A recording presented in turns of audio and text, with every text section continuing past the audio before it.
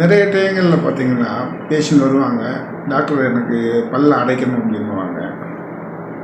சரிங்க அடைச்சிடலாம், இதுக்கு முன்னாடி பல்வலி வந்திருக்கா அப்படின்னு கேட்டால், பல்வலி வந்திருக்கு டாக்டர், மாத்திரை சாப்பிட்டதுக்கப்புற சரியாக போச்சு, அதனால் அடைச்சி விட்டுருங்க அப்படின்வாங்க. ஒரு விஷயத்தை கிளியராக தெரிஞ்சுக்கோங்க, பல்வலி ஒரு தடவை வந்துருச்சு அப்படின்னா மாத்திரை சாப்பிட்டதுக்கப்புறம் நின்றுச்சுனாலும் நாங்கள் மெஷின் வச்சு க்ளீன் பண்ணும்போது ஆட்டோமேட்டிக்காக அந்த இடம் இன்னும் ஓப்பனாக தான் ஆகும். ஸோ பல்வலி திருப்பி வர்றதுக்கான சான்சஸ் அதிகம்.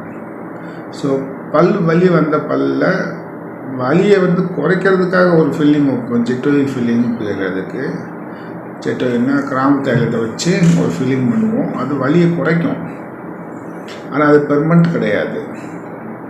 வேறு எந்த ஃபில்லிங்கும் பண்ண முடியாது. நீங்கள் பண்ணுறதா ஒன்றா ஃபில்லிங்னு பண்ண முடியும் அப்படின்னா வேர் சிகிச்சை தான் பண்ண வேண்டியிருக்கும். வேர் வரைக்கும் க்ளீன் பண்ணி அடைக்க வேண்டியிருக்கும். அது மட்டும்தான் பெர்மனண்ட்டான சொல்யூஷன். வேறு என்ன பண்ணிங்கனாலும் அது டெம்பரரி தான். இல்லை பல் வலியே திருப்பி அதிகப்படுத்தி தான் விடும்.